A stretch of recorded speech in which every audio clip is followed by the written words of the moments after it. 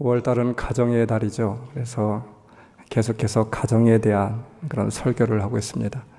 우리의 가정이 행복한 가정이 되었으면 좋겠습니다. 여러분들을 통해서 여러분의 가정이 행복한 가정이 되어지기를 다시 한번 주님의 이름으로 축원합니다. 더불어서 이번 주일은 한영재 목사님 추모 주일이기도 합니다. 한영재 목사님이 돌아가신 지 12주년 이렇게 되고 있는데, 돌아가시기 전에 저한테 당부했던 두 가지 말씀이 있었습니다. 첫째는 큰 배는 키를 함부로 돌리면 안 된다라고 하였습니다. 큰 배를 운전할 때 키를 확확 돌리지 말고 천천히 돌려야 배가 넘어지지 않는다라고 저에게 당부하셨습니다. 또 하나는 이런 말씀을 하셨어요. 나는 성도들을 따뜻한 마음으로 사랑하지 못했어. 김 목사는 마음이 따뜻하니까 성도들을 따뜻한 마음으로 그렇게 돌보고 사랑해 주었으면 좋겠어 라고 하는 그런 말씀이었습니다. 목사님이 마지막 남기신 그런 말씀이 있었죠. 여러분들 무엇인지 알고 계십니까?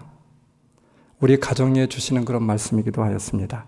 서로 사랑하십시오 라고 하는 말이었습니다. 마지막으로 우리 남은 자에게 주었던 말씀, 서로 사랑해야 합니다 라고 하는 것이었어요. 여러분, 사랑하십시오. 사랑하지 못할 것이 없습니다. 마지막이라고 생각하니 사랑하지 못한 것이 후회될 뿐이다 라고 고백하고 있었습니다. 그러시면서 하시고 싶은 말 한 가지가 있다라고 하면, 성도들에게 남기고 싶은 말 한 가지가 있었다라고 하면 서로 사랑하십시오 라고 하는 말이었죠. 여러분, 여러분의 인생 가운데 마지막이라고 한번 생각해 보십시오. 이유가 어디 있든지 간에 사랑하지 못한 것, 그것이 가장 후회스러운 일이 되지 않을까요? 당연히 사랑해야 될 사람들이 우리 주위에 있는데 우리가 사랑하지 못하였습니다. 아마도 이것이 우리의 인생 가운데, 내 인생 가운데 가장 후회스러운 일이 될 것입니다. 사랑하고 있습니까? 지금도 여전히 충분히 사랑하고 있습니까?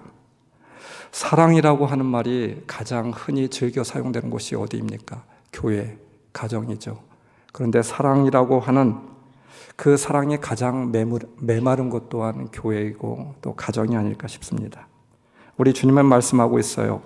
여러분이 처음 들은 소식은 이것이니 곧 우리가 서로 사랑해야 한다는 것입니다. 하나님의 계명은 이것이니 곧 그 아들 예수 그리스도의 이름을 믿고 그리스도께서 우리에게 명하신 대로 서로 사랑하라 라고 하는 것입니다. 우리의 가정이 단순히 하우스, 집, 건물이 아닌 그런 가정이 되어지기를 주님의 이름으로 축원합니다. 사랑하는 가정이 되기를 주님의 이름으로 축원합니다. 사랑하는 그런 가정이 되기 위하여서, 행복한 가정이 되기 위하여서 우리에게 있어야 될 것은 과연 무엇일까요? 어떻게 우리는 사랑하며 살 수 있을까요? 믿음의 자녀들로서 사랑하며 사는 것 마땅한 일임을 다시 한번 믿고 깨달아 알 수 있는, 또 귀한 은혜를 나눌 수 있는 귀한 시간이 되어지기를 주님의 이름으로 축원합니다. 할렐루야. 오늘 성경 말씀을 보면 이 요한일서 4장의 말씀은, 요한일서 이 3장의 말씀은 창세기 4장을 근거로 하고 있어요. 인류 최초의 후손과 가족에 대하여서 소개를 하고 있습니다. 아담과 하와로부터 가인과 아벨이 생겨나게 되었습니다. 그런데 안타깝게도 이 가정 가운데 비극적인 일이 일어나게 되었죠. 큰 불행이 찾아오게 되었습니다. 가인이 아벨을 죽인 그런 사건이었습니다. 형제간에 보듬어 주고 사랑해 주어야 될 그런 가족 가운데 서로 미워하고 결국은 형제를 죽이는 일이 이 최초의 가정 가운데 일어나게 되었습니다. 창세기 4장, 아벨은 양떼 가운데서 제물을 골라 하나님께 예배하고 제물을 바치게 되었습니다. 가인은 땅에서 거둔 곡식을 주님께 제물로 바치고, 주님께서 아벨과 그가 바친 제물은 반기셨으나 가인과 그가 바친 제물은 반기지 않으셨다. 형인 가인이 아벨을 시기하고 미워함으로 인하여서 결국에는 아벨을 죽이게 되었습니다. 이와 같은 일이 벌어진 이유에 대하여서 창세기 4장은 그 뒤에 결론적으로 이렇게 말씀하고 있습니다. 너의 죄가 너의 문에 도사리고 앉아서 너를 지배하려고 한다. 너는 그 죄를 잘 다스려야 한다. 미움, 시기에 대하여서 죄라고 말씀하고 있어요. 시기하고 미워하는 일을 너는 잘 다스려야지 된다라고 권면하고 있습니다. 여러분, 우리는 흔히 미워하는 일, 미움에 대하여서 이것이 뭐 큰 죄인가 소홀히 여길 때가 너무나도 많이 있잖아요. 그러나 성경은 죄를 잘 다스리라 이렇게 말씀하고 있죠. 사실 오늘 말씀은 우리를 참으로 불편하게 하고 있는 그런 말씀이기도 합니다. 주님이 주시는 말씀이 우리의 마음을 참으로 당황스럽게 하고 불편하게 하고 있어요. 그래도 우리는 이 말씀을 주목해서 보아야 될 줄 믿습니다. 요한일서 3장 15절, 자기 형제를 미워하는 사람은 누구나 살인하는 사람입니다. 살인하는 사람은 누구나 그 속에 영원한 생명이 머물러 있지 않다는 것을 여러분은 압니다. 요한일서 3장 10절, 형제 자매를 사랑하지 않는 사람은 누구나 하나님에게서 난 사람이 아닙니다. 형제를 미워하는 일은 살인하는 죄를 짓는 일이며 하나님께 난 사람이 아니래요. 여러분, 정말 너무나도 무서운 일, 무서운 말씀이지 않겠습니까? 그 미움을 그대로 방치하면 가인의 죄까지 이를 수 있음을 하나님께서 우리에게 강력하게 경고하고 있는 말씀이라고 믿습니다. 미움의 영은 파괴하는 영이죠. 결국 미움의 영 때문에 죽어가는 것입니다. 타인을 죽일 뿐만 아니라 자기 자신도 죽게 되는 것이죠. 그래서 우리는 미움의 영을 그대로 용납하면 안 됩니다. 미움의 영을 통하여 죄가 들어와 우리를 유혹하게 될 때, 바로 우리를 사로잡을 때 우리 모두는 가인과 같은 사람이 될 수가 있습니다. 지난 수요일에 수요 예배 시간에 마태복음 18장에 대해서 말씀을 나누게 되었습니다. 사랑과 용서에 대한 그런 말씀이었어요. 제자들이 주님께 와서 이렇게 묻습니다. 주님, 우리에게 아픔을 주고 또 우리를 정말 힘들게 한 사람을 몇 번이나 용서해 주면 되겠습니까? 이렇게 묻죠. 그랬더니 주님이 제자들에게 이렇게 말씀하십니다. 70번씩 7번이라도 너는 그들을, 너의 형제를 용서해 주어라. 이렇게 말씀하고 있어요. 주님이 말씀하셨습니다. 누구든지 어떠한 일이든지 용서하라. 용서에 대해서 한계를 두는 그런 말씀이 아닙니다. 여러분, 주님께서 이렇게 말씀하신 이유가 있어요. 그 이유가 무엇입니까?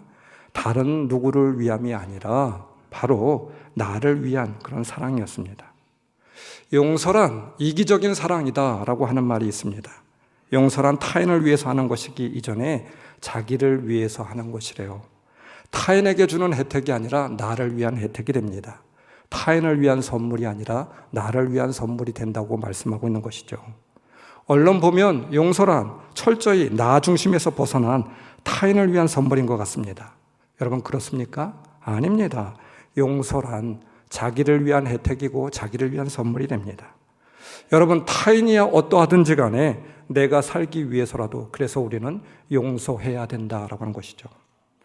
하나님은 용서받아야 할 사람을 측은히 여기시기 이전에 용서를 베풀어야 할 사람을 측은히 여기고 있습니다. 용서해야지만 용서하기 힘들어하는 사람의 고통을 알고 계시고 있기 때문입니다. 용서를 받아야 할 사람이 약자가 아닙니다. 용서를 받아야 될 사람이 약자가 아닙니다. 용서해줘야 될 사람이 약자인 것이죠. 왜 그렇습니까? 상처와 아픔이 더 많기 때문입니다. 그로부터 인하여서 더 많은 상처를 받고 있기 때문입니다. 그래서 하나님께서는 용서해줘야 될 사람, 이 사람이 약자라고 긍휼히 여기고 있는 것이죠. 웃음치료의 권위자였던 이임선 선생이 자신의 경험담을 이렇게 우리에게 들려주게 되었습니다. 하루는 50대 여성이 자신의 사무실을 찾아오게 되었다라고 해요. 그런데 그녀의 표정이 심상치 않았습니다. 눈은 적개심으로 불타고 있었고 입술은 굳게 다물었습니다. 분노가 서린 그런 얼굴로, 모든 것을 체념한 얼굴로 이 이임선 선생을 찾아오게 되었습니다. 어떻게 하면 좋습니까? 나를 좀 살려주세요. 이렇게 고백하고 있어요. 이윤즉 이런 사연이 있었습니다. 25년 전에 이 여인은 양가의 반대를 무릅쓰고 사랑하는 남편과 결혼을 하게 되었습니다. 남편은 가진 것이 아무것도 없고 부모님이 보시기에 능력이 없는 그런 사람이었습니다. 그래서 부모님은 결혼을 반대했습니다. 결혼해서는 안 될 것 같다고. 극구 반대하였지만 이 여인은 부모의 반대를 무릅쓰고 그렇게 결혼을 하게 되었습니다. 결혼을 하면서도 참 힘들고 어려운 그런 시간들을 보내게 되었습니다. 그래도 자신은 행복했다라고 고백하고 있어요. 이제는 자식들을 어느 정도 다 키우고 살만하다라고 하는 생각을 하고 있었는데 이게 웬일입니까? 호사다마라고 느닷없이 이 가정 가운데 큰 불행이 닥치게 되었습니다. 남편이 심한 간경화로 그만 죽음을 코앞에 두고 있었습니다. 병이 깊어가는지도 모르고 살아왔습니다. 이제 시간이 얼마 남지 않았습니다. 생명이 사그라져가는 남편을 바라보며 사랑하는 아내의 가슴은 타들어갔습니다. 이제까지 나를 위하여서, 우리 가정을 위하여서 그렇게 헌신하며 살아왔는데 하나님, 우리 남편이 너무나도 불쌍해요. 하나님께 기도하였지만 소용이 없었어요. 남편의 생명이 점점 사그러져 가고 있었습니다. 여인은 생각하였습니다. 기도하면서 내가 이 남편에게, 사랑하는 남편에게 죽기 전에 한 가지 소원을 들어주고 싶은데, 그러면서 남편에게 묻죠. 당신 죽기 전에 한 가지 소원이 있으면 말해보라고. 내가 들어줄 수 있다면 그 소원 꼭 들어주고 싶다고 이야기했습니다. 그런데 이 아내가 하지 말아야 될 질문을 남편에게 하고 만 것이었어요. 남편은 아주 힘겹게 입을 열게 되었습니다. 여보, 내가 당신한테 그동안 하지 못했던 말이 있는데, 그동안 당신 몰래 사귄 여자가 있는데 정말 미안하지만 죽기 전에 그 여자를 꼭 한번 만나고 싶어. 당신이 좀 만나게 해주면 안 될까? 그랬으면 좋겠는데. 참으로도 어처구니 없는 말을 듣고서 아내는 그 자리에서 그만 정신을 놓고 말았습니다. 그리고 의식이 돌아왔을 때 남편은 이미 이 세상 사람이 아니었다라고 해요. 25년 동안 한결같이 사랑했던 남편, 그 남편을 보내는 마지막 순간이 너무나도 황망하고 기가 막혔습니다. 처음에는 남편의 마지막 소원을 들어주지 못한 죄책감과 임종을 지키지 못하였다라고 하는 그런 괴로움이 크게 되었습니다. 그러나 차차 아내의 눈빛은 도끼 서린 눈빛으로 변하게 되었고, 너무나도 내가 그렇게 사랑하였던, 내가 그렇게 믿었던 남편에게 배신감과 증오심을 느껴서 주체할 수가 없었습니다. 그리고 자신조차 망가지게 되었습니다. 그녀는 말했습니다. 남편을 죽이고 싶어요. 아니, 이미 죽은 남편인데 그 남편을 죽이고 싶다라고 말하고 있습니다. 분명 남편은 이미 죽고 없었습니다. 죽은 남편을 죽도록 미워한들 여러분 무슨 소용이 있겠습니까? 그만큼 자신이 상처를 받았고 아픔으로 고통스럽다라고 하는 말이 되겠죠. 그리고 그녀가 남긴 한 맺힌 고백이 가슴에 남습니다. 용서할 기회를 놓치고 나니 사람이 이렇게 망가졌어요. 어떻게 하면 좋아요? 죽은 사람이 문제가 아니라 용서해야 할 자신이 망가져 버렸다라고 하는 고백, 그 말이 과연 옳은 말이죠. 그 이후에 결국 이 여인은 자신에게 남겨있는 분노의 독을 다 쏟아내고 상처받은 마음을 치료하고서 다시 비로소 그때야 웃음을 회복하였다라고 합니다. 용서는 타인을 위한 선물이 아니라 나 자신을 위한 선물이 됩니다. 죽은 남편을 향한 미움의 독을 뱉어버린 여인이 가르쳐준 진리였어요. 마치 오물을 삼킨 어린아이가 있다고 생각해 보십시오. 아기의 입에 손가락을 넣어서 악착같이 오물을 끄집어내려고 하는 엄마의 마음, 그것은 바로 엄마의 사랑이겠죠. 미움의 독을 머금고 있는 우리의 입을 열어서 독을 악착같이 빼내고 싶은 마음, 그것은 누구의 마음일까요? 하나님의 마음이지 않을까요? 우리를 너무 사랑하셔서, 우리를 너무 긍휼히 여기셔서 우리 주님이 우리를 향한 하나님의 사랑의 마음입니다. 사랑하는 성도 여러분, 용서해야 될 사람이 있으면 용서하십시오. 미움을 담고 있지 마십시오. 용서해야 될 이유를 오늘 성경 본문은 설명하고 있습니다. 어떻게 미움의 영에서 벗어나 용서할 수 있을까요? 오늘 말씀 속에서 가장 중요한 말씀을 하고 있습니다. 말씀 16절, 그러므로 우리도 형제자매를 위하여 목숨을 버리는 것이 마땅합니다. 미워함이 아니라 오히려 목숨을 버리는 것이 합당합니다. 어떠한 어려움이 있고 손해를 보아도 우리가 용서하고 사랑해야 함이 마땅하대요. 왜입니까? 그리스도께서 우리를 위하여 자기 목숨을 버리셨습니다. 이것으로 우리가 사랑을 알게 되었습니다. 이미 우리는 사랑을 아는 자이기 때문입니다. 사랑을 아는 자로서 용서할 수 있습니다. 말씀 11절, 여러분이 처음부터 들은 소식은 이것이니 곧 우리가 서로 사랑해야 한다는 것입니다. 여러분, 우리는 어떻게 사랑할 수 있을까요? 가인이 동생인 아벨을 사랑하지 못하고 미워하였던 이유가 무엇인지 우리는 알고 있습니다. 자기의가 있었습니다. 자기가 살아 있었습니다. 내 자아를 내려놓지 못하였습니다. 내 자아가 살아있고 자신을 내려놓지 못하였을 때 우리는 상대방을 존중할 수도 없고 사랑할 수도 없게 되겠죠. 말씀을 묵상하며 저는 참 안타까운 마음이 들었습니다. 형인 가인이 동생 아벨을 사랑할 수는 없었을까? 이유와 처지와 형편을 떠나서 내가 그래도 하나님께 더 큰 사랑을 받았는데, 내가 장자인데 왜 아벨을 사랑하지 못하였을까? 아벨을 축복하였으면, 하나님이 사랑하였다라고 하면, 하나님 내 동생 믿음이 참 크죠. 하나님 내 동생 신실합니다. 마음껏 축복해 주세요. 여러분, 이러하지 못했을까요? 혹 아벨이 잘못한 것이 있다라고 하면 아벨이 잘못을 저질렀습니다. 하나님, 아벨 대신에 저를 용서해 주세요. 이렇게 말하지 못했을까요? 혹 자신의 잘못이 있다라고 하면, 하나님 저는 이거밖에 되지 못합니다. 그러나 하나님 앞에 회개하는 마음으로 나아갑니다. 용서해 주세요. 더 큰 은혜를 저에게 부어주세요. 이렇게 말할 수는 없었겠습니까? 그렇다라고 하면 성경에 아벨의 이름이 기록되는 것이 아니라 가인의 이름이 더 크게, 더 귀하게 하나님께서 기뻐하는 이름으로 기억되지 않았을까요? 그뿐만 아니라 이러한 자세가 있었다라고 하면 아마도 아담의 가정 가운데 이렇게 크고 아픈 그런 비극적인 일은 일어나지 않았을 것입니다. 여러분, 그 이유가 도대체 무엇입니까? 가인에게 자기 의가 살아있었습니다. 자신이 앞서고 있었어요. 형제의 사랑보다도 자기 의가 더 앞선 것이었습니다. 형제의 죽음보다도 자신의 인정이 더 앞서고 있었던 것이었죠. 이러한 일들은 비단 성경에서 가인에게서만 보여지고 있는 것이 아닙니다. 내가 앞서고 있을 때 우리는 늘 가인이 됩니다. 그렇지 않습니까? 나 또한 매일의 삶 속에서 가인의 삶으로 살아가고 있어요. 이것이 정말 슬픈 일이죠. 그래서 성경은 온전한 사랑을 위하여 무엇보다도 붙들어야 할 것이 하나님과의 관계라면 버려야 할 것은 자기를 버리는 일이라고, 자기를 죽이는 일이라고 말씀하고 있는 것이죠. 요한일서 3장 16절, 그리스도께서 우리를 위하여 자기 목숨을 버리셨습니다. 자기 목숨을 버렸대요. 이것으로 우리가 사랑을 알게 되었습니다.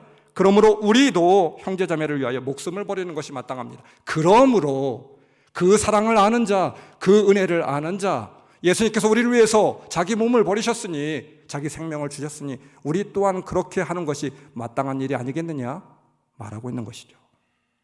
주님처럼 버리는 것입니다. 잘 버리는 것입니다. 잘 죽이는 것이죠. 매일 버리는 것입니다. 예수님은 나를 위하여 기꺼이 생명을 버리셨습니다. 그리고 그 사랑을 아는 자 기꺼이 목숨까지 버리라고 하였습니다. 자신을 내려놓으라라고 하는 것이죠. 먼저 내려놓으라라고 하는 것입니다. 진정한 사랑은 내가 죽는 것에 있습니다. 사실 가장 큰 문제는 다른 사람이 아니라 나 자신이었죠. 생각해 보십시오. 내가 죽지 않아서 문제를 더 어렵게 만들고, 내가 지고 싶지 않고 내가 손해보고 싶지 않아서 내 자존심이 살아있으니까 이렇게 내가 살고자 하니까 어렵고 힘든 일이었습니다. 내가 죽으면 다 상관이 없어요. 나의 자아가 죽으면 나를 힘들게 하는 모든 문제들도 같이 따라 죽게 되는 것입니다. 여러분, 이것을 깨달아 알 수 있는 여러분들이 되시길 주님의 이름으로 축원합니다. 행복은 다른 어디에 있는 것이 아니에요. 행복의 파랑새는 외부로부터 오는 것이 아니라고 하잖아요. 내 자아를 죽이고 그리스도 안에서 비워내고 낮아질 때 거기에 행복이 찾아지는 것이죠. 여러분, 이 시간에 마음에 새기십시오. 신앙의 역설은 죽을 때 살아나는 것입니다. 우리 주님께서 말씀하신 핵심이 무엇입니까? 내가 죽을 때 그때 살아나는 역사가 있게 되는 것입니다. 그 말이 맞습니다. 말씀 16절, 이것으로 우리가 사랑을 알게 되었습니다. 그러므로 우리도 형제 자매를 위하여 목숨을 버리는 것이 마땅합니다. 우리 성도들과 함께 한 번은 로마에 있는 카타콤베 기독교 순교지를 가보게 되었습니다. 여러분 잘 알고 계시죠? 카타콤을 가이드한 사람이 있었는데 믿지 않았던 그런 가이드였습니다. 그분이 이야기했던 그런 말씀이 아직도 제 머릿속에 생생하게 또렷하게 기억되고 있습니다. 기독교인들은 300여 년 동안 지하 공동묘지에서 신앙생활을 하게 되었어요. 자자손손 나를 뿐만 아니라 300여 년 동안 세대가 바뀌고 계속해서 세대가 바뀌어도 그곳에서 신앙을 지키고 살게 되었습니다. 모든 것을 버리고 신앙을 지키게 되었죠. 나는 예수를 부인합니다. 말 한마디만 하면 살 수 있었을 텐데, 바깥 광명한 세상에서 나가서 살 수 있었을 텐데, 그 한마디를 거부하고 모든 것을 포기하고 그것도 무려 300여 년 동안 지하 공동묘지에서 시체를 묻은 그곳에서 썩은 냄새가 풀풀 나는 그곳에서 같이 그들과 함께 살게 되었습니다. 그러면서 가이드는 이렇게 이야기했어요. 참 그들이 존경스럽다고. 그들이 그리스도인들이라고. 자신은 믿지 않는 사람이지만 그러한 기독교인들을 참으로 존경합니다. 그들이 그리스도인들이었습니다. 이렇게 말했어요. 그러면서 한마디 덧붙인 말이 있었습니다. 그들이 그렇게 할 수밖에 없었던 이유가 있었습니다. 목사님, 그것이 무엇인 줄 아세요? 그들은 공동묘지에서 나오는 그 순간 발각되어서 순교하고 죽을 수밖에 없었습니다. 그래서 그냥 그들은 그곳에서 공동묘지에서 죽을 수밖에 없었습니다. 왜 그렇습니까? 그들의 몸에는 죽은 사람의 냄새가, 씻겨지지 않는 죽음의 냄새가 배어 있었기 때문에 그들이 지하에서 올라오는 그 순간 그대로 발각될 수밖에 없었다라고 하는 것입니다. 죽음의 냄새가 늘 몸에 배어 있었던 사람들, 바로 그런 사람들이 그리스도인들. 여러분, 이 말의 의미가 참으로 깊지 않습니까? 그 죽음의 냄새를 거부하지 않았고 몸에 그 냄새를 담고 있었던 사람들이라고 하는 것이죠. 저의 마음에 참 감동이 몰려왔습니다. 죽음의 냄새가 몸에 배어 있었던 사람들, 늘 죽음의 냄새를 안고 살았던 사람들, 그것을 부인하지 않았던 사람들, 그들이 그리스도인들이라고. 여러분, 죽음을 기억하고 죽음의 삶을 현실 가운데 살아가는 사람들입니다. 갈라디아서 2장 20절, 내가 그리스도와 함께 십자가에 못 박혔나니 그런즉 이제는 내가 사는 것이 아니요 오직 내 안에 그리스도께서 사시는 것이라. 우리는 그리스도와 함께 이미 죽은 사람들입니다. 삶 속에서 죽음을 경험하고 살아가는 사람들, 그리스도인들이죠. 죽음의 냄새가 배어있는 사람들, 죽음과 함께 살아가는 사람들, 그래서 세상 사람들이 우리를 통하여서 죽음의 냄새를 맡고 있는 사람들, 그리스도인들입니다. 여러분, 고린도후서 2장에 보면 우리는 그리스도의 향기라고 말하고 있어요. 그 향기, 우리들이 생각할 때, 일반적으로 생각할 때 우리는 무슨 생각을 합니까? 좋은 냄새, 향수와 같이 아름다운 냄새 생각합니다. 예, 맞습니다. 그것은 좋은 냄새입니다. 그리스도를 닮은 향기입니다. 그 향기는 바로 곧 죽음의 향기입니다. 자신을 비우고 스스로 죽은 향기, 십자가의 향기, 곧 그리스도의 향기이죠. 자신을 죽인 그리스도와 같은 향기가 몸에서 나는 사람들, 삶 속에서 나는 사람들, 그리스도인들이죠. 이러한 사람들이 참으로 그리스도인들입니다. 죽어야 될 것이 있다고 하면 살아야 할 것이 있습니다. 아니, 살려야 될 것이 있습니다. 말씀 18절, 자녀됐니 여러분, 우리는 말이나 혀로 사랑하지 말고 행동과 진실함으로 사랑합시다. 말이나 혀로 사랑하지 말고 행동과 진실함은커녕 말이나 혀로 사랑하지도 못하는데 안타까움이 있죠. 진실과 행동이 아닙니다. 말로도 사랑하지 못하고 말로도 격려하지 못하는 그것이 바로 우리의 아픔이에요. 창세기에서 가인이 동생인 아벨을 죽이게 된 이유가 무엇입니까? 표면적인 이유는 자신의 예배가 받아들여지지 않았다라고 하는 것입니다. 가인과 그가 바친 제물은 반기지 않으셨습니다. 그래서 가인은 몹시 화가 나서 바로 동생 아벨을 죽이게 되었습니다. 내가 동생보다 인정받아야 되는데, 내가 더 사랑받아야 되는데, 내가 장자인데, 여기에 이유가 있었죠. 내가 인정받지 못하였고 내가 존중받지 못하였다라고 하는데 여기에 화가 나고 결국에는 자신의 동생까지 죽이게 되었습니다. 인정이라고 하는 것이 이렇게 중요한 것 같아요. 여러분, 인간에게 있어서 이 인정, 존중은 가장 근본적인 욕구입니다. 가정에서도 이 인정이 중요하잖아요. 남편을 존중하고 인정해 주는 것, 어린 자녀들도 인정하고 존중해 주는 것, 이것이 중요합니다. 그래야 우리 자녀들이 바른 인성을 가질 수 있고 안정감을 찾을 수 있고, 그리고 바로 존재의 깊은 의미를 깨닫게 되어서 바르게 성장할 수 있습니다. 사랑이 메마른 가정은 불평, 비난만이 난무합니다. 그리고 인정, 존중이 없습니다. 그러나 사랑이 넘치는 가정은 존중이 있습니다. 이것이 차이입니다. 여러분의 가정이 바로 서기 위해서 우리는 어떻게 해야 하는지 아십니까? 유대인들이 우리들에게 이렇게 가르쳐 주었습니다. 유대인 어머니는 과거는 물론 오늘날에도 가정에서 남편의 권위를 세워줍니다.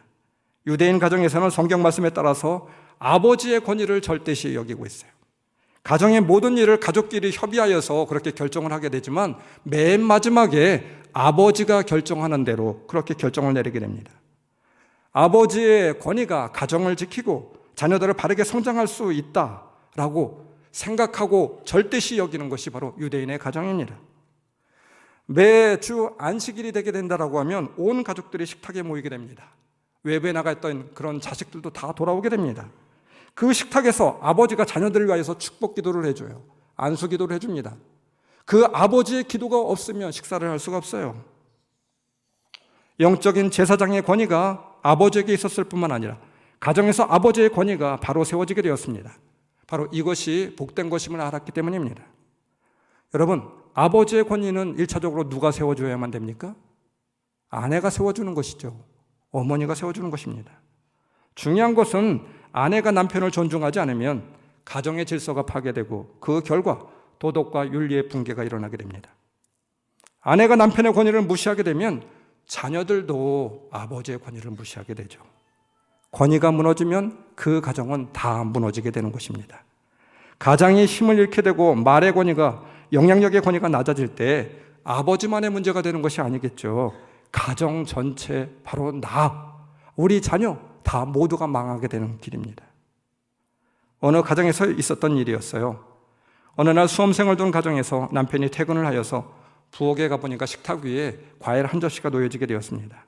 아내가, 사랑스러운 아내가 자신을 위하여서 힘든 일하고 와서 이렇게 과일 먹으라고 차려놓았구나 생각이 들어서 참 아내가 고맙게 여겨지게 되었습니다. 감사한 마음으로 여보 고마워 하고 먹으려고 하는 그 순간에 아내가 말했습니다. 그거 손대지 마세요. 애들 줄 거예요. 여러분, 아내가 당신부터 드세요. 당신이 먼저지. 말이라도 이렇게 하면 얼마나 좋았겠습니까? 근데 그거 손대지 말라고. 애들 줄 건데 왜 당신이 손대냐고. 여러분, 이런 가정에서 남편의 설 자리가 있겠습니까? 이런 가정이 행복한 가정이 될 수 있을까요? 우리 교회에 오셔서 강의하였던 가정사역자인 김성묵 장로님, 두란노에서 아버지 학교를 운영하는 그런 장로님 되시죠. 장로님이 부부들에게 물어보게 되었습니다. 특별히 60세 이상 된 부부들에게, 먼저 아내들에게, 여성들에게 묻게 되었습니다. 60이 넘은 여성에게 꼭 필요한 5가지가 있다라고 하면 여러분들은 무엇이라고 생각합니까? 물어보게 되었어요. 여러분은 어떻게 생각하십니까? 60이 넘은 여성들에게 꼭 필요한 5가지. 여러분 한번 생각해 보세요. 여러분들이 예상한 대로 돈, 건강, 딸, 친구, 그리고 마지막 5번째, 강아지. 그래서 또 남자들에게 이렇게 물어보았다고 합니다. 60이 넘은 남자에게 꼭 필요한 5가지는 무엇입니까? 그랬더니 남자들이 하였던 대답이 애엄마, 아내, 집사람, 처, 그리고 마누라. 이상 5가지였어요. 그러면서 남편들에게 잘하라고, 그렇지 않으면 국물도 없다고 이런 말씀을 하셨습니다. 여러분, 그래도 5번째 안에는 들어가야 되지 않을까요? 우스운 이야기로 하신 말씀이지만 이 말씀에 뼈가 있습니다. 전곡을 찌르는 말이 있어요. 이 말의 이면에는 안타까움이 들어있죠. 남자에게 제일 소중한 존재는 나이가 들수록 오직 아내밖에 없습니다. 그런데 아내의 생각에는 남편은 어디에도 찾아볼 수 없었어요. 5번째 애완견보다도 못한 그런 존재가 되고 있습니다. 우리의 가정은 어떠합니까? 남편을 존중하지도 않고 남편의 권위가 어디에도 없어요. 가정에서 아내에게 권위를 인정받지 못하고 존중받지 못한 남편이 세상에 누구에게 존경받을 수 있겠습니까? 내 아내도 나를 존경하지 않는데 내 자녀인들 나를 존경하겠습니까? 더 나아가서 세상 사람들이 나를 존경하겠습니까? 그런 일은 결코 일어날 수 없어요. 내 아내가 존중하지 않는 남편, 세상에 어떤 누구에게도 존중받지 못합니다. 제가 결혼을 앞둔 그런 신랑 신부에게 꼭 드리는 그런 말씀입니다. 남자들의 가장 치명적인 상처는 아내로부터 자존심의 손상을 입는 것입니다. 다른 사람으로부터 잘못된 이야기, 아니면 책망 이야기, 마음의 자존심이 상한 이야기 다 받아낼 수 있어요. 이제까지 견뎌왔습니다. 그러나 나를 가장 사랑하는 아내가 집안에서 나를 무시하고 존중하지 못한다라고 하면 그것보다도 더 치욕스러운 일이 없고 그것보다도 더 참기 어려운 일이 없습니다. 아내로부터 무시를 당할 때 남편은 하늘이 무너지는 경험을 하게 되죠. 아내는 남자의 자존심이 꺾이면 실제로는 죽은 사람이 될 수 있다고 하는 것을 우리는 깨달아 알아야만 됩니다. 아내에게도 마찬가지이죠. 아내에게도 존중과 위로가 필요하지 않을까요? 남편의 따뜻한 말 한마디에 눈 놓듯 모든 그런 아픔과 고통과 이 모든 것이 다 녹아내리지 않겠습니까? 살아갈 힘이 생기게 되죠. 억장이 무너질 것 같은 상황을 남편의 위로와 사랑의 말 한마디에 오늘을 이겨 살아나갈 수 있는 힘이 되겠죠. 여러분, 결혼을 도미노 게임이라고 말하기도 합니다. 도미노는 하나가 쓰러지면 나머지도 와르르 넘어지게 되죠. 부부 사이에 가정이 와르르 넘어지는 그 첫 번째 블록이 무엇인 줄 아십니까? 존중입니다. 격려입니다. 이것이 넘어지면 우리 가정이 다 무너지게 되는 것입니다. 이것이 없으면 우리 가정은 절대로 행복한 가정이 될 수가 없어요. 그 첫 블록의 시발점, 존중, 권위입니다. 피차 서로 사랑하라고 하였습니다. 서로 인정하고 격려하고 존중하며 살아야만 됩니다. 칭찬과 격려는 고래도 춤춘다라고 하는 말을 알고 있습니다. 여러분, 동물원에서 제주를 넘는 동물들, 바로 끊임없는 칭찬과 격려, 이 마지막까지 칭찬과 격려가 있어야 바로 제주를 넘을 수 있다라고 하는 말이 되겠죠. 지친 남편과 아내에게, 지친 가정에 제일 필요한 것은 위로입니다. 서로 간의 존중입니다. 꽉 막힌 세상 속에서, 힘들고 어려운 세상 속에서 가정에서나마 숨을 쉴 수 있는 공간을 마련해 주어야 되지 않겠습니까? 한 어떤 성도의 기도문이 있어요. 사랑의 주님, 너무 힘들어 쓰러질 것만 같습니다. 도와주세요. 남의 눈 속이지 않고 양심껏 사업을 하려 애썼으나 남은 것은 눈덩이처럼 커진 빚뿐입니다. 전화벨 소리만 울려도 빚쟁이들의 칼날 같은 욕설이 두려워 가슴이 두근두근거립니다. 얼굴에 검은 버섯이 생겨 초라한 모습으로 돈 벌러 다니는 아내의 얼굴을 보니 억장이 무너집니다. 나의 주인이 되신 주님, 너무나 오랜 기간 동안 돈에 쫓기고 사람에 시달리다 보니 차라리 죽는 것이 낫다는 생각이 들 때도 있었습니다. 내 속에 자리 잡고 계신 하나님에 대한 두려움만 없다면 이대로 그대로 멈추고 싶습니다. 주님, 어떻게 해야 하나요? 너무 힘겹고 막막하고 사면이 막혀 있습니다. 도와주십시오. 은총의 주님, 어떻게 해야 하나요? 눈동자가 흐릿하고 무엇을 해야 할지 몰라 방황하는 아들을 위해 기도하며 기다려온 세월이 꽤 지났건만 아이의 눈은 점점 더 흐릿해져 가고 영혼은 공고함을 지나 모든 것에 의욕을 잃었습니다. 주님, 저더러 도대체 어떻게 하라는 말입니까? 가슴 절절한 회개도 했고 무릎이 닳도록 간절히 기도도 했건만 아이는 점점 더 수렁 속으로 빠져들고 있으니 주님, 어쩌시렵니까? 마음이 아파 한시도 마음이 놓이지 않습니다. 모두가 내 탓이려니 자괴감만 커지고 있습니다. 끝없이 방황하는 아들의 영혼을 바라볼 때 속에서 통곡의 본물이 터져나오려 합니다.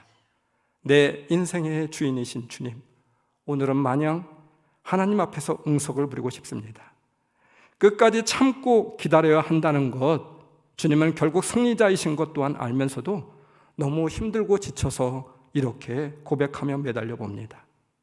위로해 주소서. 위로해 주소서. 사는 게 너무 힘들다고 외치는 이의 마음으로 오늘 주님께 기도드립니다. 여러분, 다른 누구의 기도가 아니겠죠. 바로 우리들의 기도, 나의 기도문이 되고 있지 않겠습니까? 오늘도 이렇게 우리 사랑하는 사람들이 아파하고 신음하고 있어요. 사랑하는 사람들이 우리 곁에 있지 않습니까? 그런데 가장 안타까운 것은 가장 가까이 있는 바로 나 자신이 알지도 못하고 공감하지도 못하고 있습니다. 이것이 더 참으로 참혹하고 아픈 일이 되겠죠. 우리의 가정에, 우리 곁에 이렇게 지친 영혼들이 있습니다. 우리가 마땅히 용서하고 사랑해야 될 사람들이 있죠. 우리가 위로자가 되고 격려자가 돼야 될 사람, 바로 여러분입니다. 위로자의 역할을 나에게 주셨습니다. 다른 누구가 아닌 여러분이 기도해 주세요. 위로해 주세요. 존중해 주세요. 사랑해 주세요. 그리스도의 사랑을 아는 여러분이, 그리스도의 은혜를 아는 여러분이 이렇게 위로하고 존중하고 사랑할 수 있는 여러분들 되시길 주님의 이름으로 축원합니다. 여러분과 함께 나누고픈 찬양 하나가 있습니다. 말씀을 준비하면서 참 많이 들었던 찬양이기도 합니다. 저희 장로님이 저에게 주신 그런 찬양이기도 한데 제가 참 좋아하는 찬양입니다. 박정호 장로님이 부르신 당신만은 못해요 라고 하는 찬양이에요. 좋은 곳에 살아도 좋은 것을 먹어도 당신에만 불편하면 행복이 아닌 거죠. 웃고 있는 모습이 행복한 것 같아도 마음속의 걱정은 참 많을 거예요. 사람도 나무처럼 물을 줘야 하는데 가끔씩 난 당신께 슬픔만을 줬어요. 너를 사랑한다고 수없이 말을 해도 내가 내 맘 아닐 땐 화낼 때도 많았죠. 세상 사는 게 바빠 마음에 틈이 생겨 처음 했던 약속을 지키지 못하지만 이 세상에 무엇을 나에게 다 준대도 가만히 생각하니 당신만은 못해요. 사랑해, 난 널 사랑해. 사랑해, 난 널 사랑해. 세상 사는 게 바빠 마음에 틈이 생겨 처음 했던 약속을 지키지 못하지만 이 세상에 무엇을 나에게 다 준대도 가만히 생각하니 당신만은 못해요. 사랑해, 난 널 사랑해. 말씀 11절, 여러분이 처음부터 들은 소식은 이것이니 곧 우리가 서로 사랑해야 한다는 것입니다. 사랑해야 할 사람 바로 나입니다. 사랑해야 할 충분한 이유가 있는 사람 바로 나이죠. 사랑하지 않으면